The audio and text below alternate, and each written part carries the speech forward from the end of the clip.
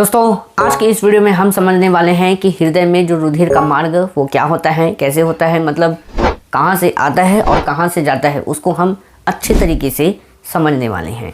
और साथ ही हम हृदय की जो क्रिया विधि है उसको भी समझेंगे लास्ट में। मतलब हम एक तीर से दो निशाना मारेंगे, एक तीर से दो निशाना। तो सबसे पहले हम समझते हैं कि हृदय में रुधिर का मार्ग क्या होता है। तो उससे पहले ये जो चार्ट आपको दिखाई दे रहा है इसको आपको याद करने की आवश्यकता नहीं है, क्योंकि ये याद हो जाएगा आपको, ठीक है। अब देखिए यहाँ पास संकुचन याद रखना है आपको। एक चीज है संकुचन, ये जो संकुचन है इसको आपको याद रखना है। बाकी सब तो ठीक है सर, लेकिन मेरे को संकुचन समझ में नहीं आया। हाँ शुभम, अभी समझाता हूँ तुम्हें ये संकुचन होता क्या है। तो देखिए संकुचन वो होता है जिसमें कोई चीज सिकुड़ती है। देखिए यहाँ पास एक शब्द का और ध्यान रखना है आपको, आलिंद निलय छिद्र। ये आलिंद निलय छिद्र जो है इसको भी आपको याद रखना है। इसे शॉर्ट में AVA भी बोलते हैं, ठीक है। देखिए आलिंद निलय छिद्र कुछ नहीं है, ये जो दो कपाट मतलब ये कपाट है उसी को आलिंद निलय छिद्र कहा रहे हैं, ठीक है। देखिए अब हमें दो पाइप के बारे में समझना है। दो पाइप का अर्थ यहाँ पास ये है कि रक्त वाहिनियाँ। रक्त वाहिनियाँ मतलब ऐसी वाहिनियाँ हैं जो रक्त को ले जाने और लाने का कार्य करती हैं। अब जो रक्त को लाती है, जो पाइप रक्त को लाता है उसे हम कहते हैं शिरा, और जो पाइप रक्त को ले जाती है उसे हम कहते हैं धमनी। दोस्तों आपको यहाँ पास ये याद रखना है कि महाशिरा क्या होता है और महाधमनी क्या होती है। देखिए ये जो शिरा होती है ना, शिरा ज़्यादा कुछ नहीं है, ये शिरा का बड़ा स्वरूप ही महाशिरा है। ये धमनी का बड़ा स्वरूप महाधमनी, मतलब ये जो होती हैं थोड़े बड़े होती हैं, आकार में थोड़ी बड़ी होती हैं, ठीक है।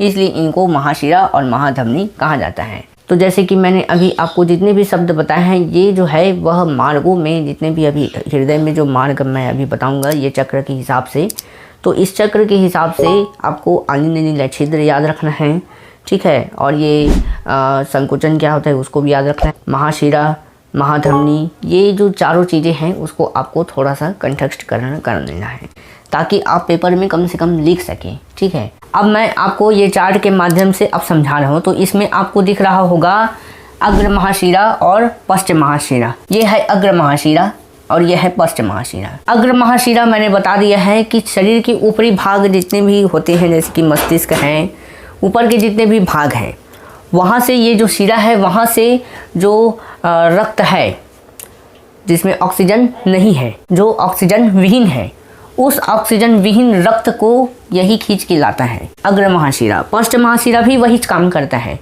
ये पीछे के मतलब नीचे के, तो नीचे के जितने भी अंग होते हैं वहाँ से यह ऑक्सीजन विहीन रुधिर को लाता है। अब देखिए यहाँ पास दायां आलिंद और बायां आलिंद, ये है दायां आलिंद और ये है बायां आलिंद। अब अग्र महाशिरा और पश्च महाशिरा से रक्त जो है वह आ गए हैं जिसमें ऑक्सीजन नहीं घुला है, ठीक है। तो वो ऑक्सीजन विहीन जो रुधिर है वह आलिंद में आ गया है। अब ये आलिंद क्या होता है कि संकुचित होता है। क्या होता है? संकुचित। अब ये आलिंद जब संकुचित होता है तब यहाँ पास दायां आलिंद के दाब से वह खुल जाता है। अब ये खुल जाता है, फिर उसके बाद इसमें का जितना भी रुधिर होता है वह नीलय में पहुंच जाता है। तो ये आलिंद से अब ये कहाँ आ गया है? अब नीलय में आ गया है। कौन सा नीलय? दायां नीलय। अब दायां नीलय भी संकुचित होता है। तो ये जो दायां नीलय है पहले संकुचित होता है, फिर उसके प्रभाव से, उसके दाब से ट्राइस्पिड कपाट जो होती है वह खुल जाती है, और उसके माध्यम से, उस नली के माध्यम से फिर उसके बाद जो पल्मोनरी महाधमनी है, जिसे महाधमनी भी कह सकते हैं, तो वहाँ से वह फेफड़े में चला जाता है, दोनों फेफड़ों में पहुँच जाता है। तो फेफड़ा से ऑक्सीकृत जो रुधिर होता है उसको कौन पकड़ के लाता है? शिरा। तो कौन से शिरा? फुसफुसी महाशिरा। फुसफुसी महाशिरा या पल्मोनरी वेन ऐसा बोल सकते हैं आप, ठीक है। वह बाएं आलिंद में रक्त को इकट्ठा करती है जितने भी, तो ऑक्सीजन जो घुले हैं वो रुधिर जो है वह बाएं आलिंद में आ जाता है। बाएं आलिंद जब संकुचित होता है तब बाएं आलिंद का जो रुधिर होता है वह नीलय में पहुंच जाता है। कौन सी नीलय? बाएं नीलय में, ठीक है। बाएं नीलय जब संकुचित होता है तब ये जो दिख रहा है आपको बाइस्पिड कपाट, ये खुलता है और इसके माध्यम से सिस्टेमिक महाधमनी में पहुंचता है। ये जब खुलता है तो यहाँ से ऐसे होते हुए उसके उस पार, यहाँ से ऐसे, तो सिस्टेमिक महाधमनी में पहुंच जाता है और सिस्टेमिक महाधमनी से यह पूरे शरीर में फैल जाता है। तो इस प्रकार की जो क्रिया होती है, इस प्रकार के जो चक्र होती है, वह हृदय में चलता है। हृदय में जो है उसकी क्रिया विधि, वर्किंग ऑफ हार्ट, उसमें भी सेम ही क्रिया है। बस उसमें आपको याद रखना है, संकुचित के जगह में आपको प्रकुंचित याद रखना है। प्रकुंचन और शिथिलन, प्रकुंचन और शिथिलन को आपको याद रखना है। सर जी, ये प्रकुंचन और शिथिलन क्या है? ये मुझे समझ नहीं आ रहा है। छोटी सी बात तुम्हें समझ में नहीं आती है क्या? साले का खोपड़ी तोड़ साले का। ये जो प्रकुंचन है और ये शिथिलन है। प्रकुंचन मतलब जैसे संकुंचन है, संकुचित होता है। संकुचित मतलब सिकुड़ना, प्रकुंचन मतलब भी सिकुड़ना होता है, ठीक है। तो ये जो शिथिलन है मतलब होता है कि जैसे का तैसे हो जाना, ठीक है।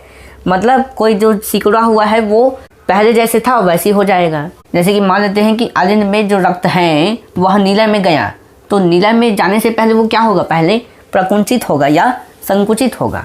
जब ये संकुचित होगा तब यहाँ पास का जो वॉल्व है, कपाट है, वो खुलेगा, और जब ये खुलेगा तब उसके बाद नीला में जाएगा, और फिर उसके बाद ये जो आलिंद है फिर पहले जैसा हो जाएगा, मतलब शिथिलन हो जाएगा।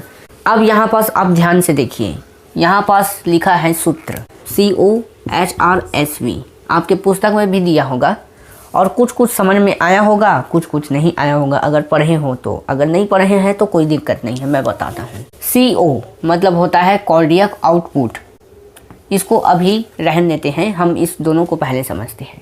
सबसे पहले HR हार्ट रेट, हृदयक गति, मतलब हृदय कितने समय तक धड़का, ये चीज़ ध्यान में रखना है।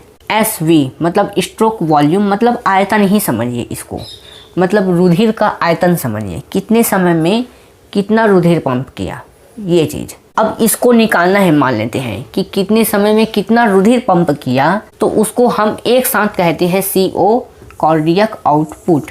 जब इसमें हम मान रखते हैं तो हमें पता चल जाता है कि कितने समय में कितना लीटर प्रति मिनट जो हृदय है वह रुधिर को पंप किया। जैसे कि मान लेते हैं कि हमारा जो हृदय है वह 1 मिनट में 72 बार धड़कता है, तो 1 मिनट में कितना बार धड़कता है? 72 बार। और यह एक धड़कन में कितना 70 मिलीलीटर रुधिर क्या करता है? पंप करता है। अब हम दोनों का गुणा कर देंगे, तो C.O इज इक्वल टू, तो ये जो मिनट है, तो ये मिनट क्या है? ये है H.R हार्ट रेट, ठीक है। और SV क्या है? ये 70 मिलीलीटर, ठीक है।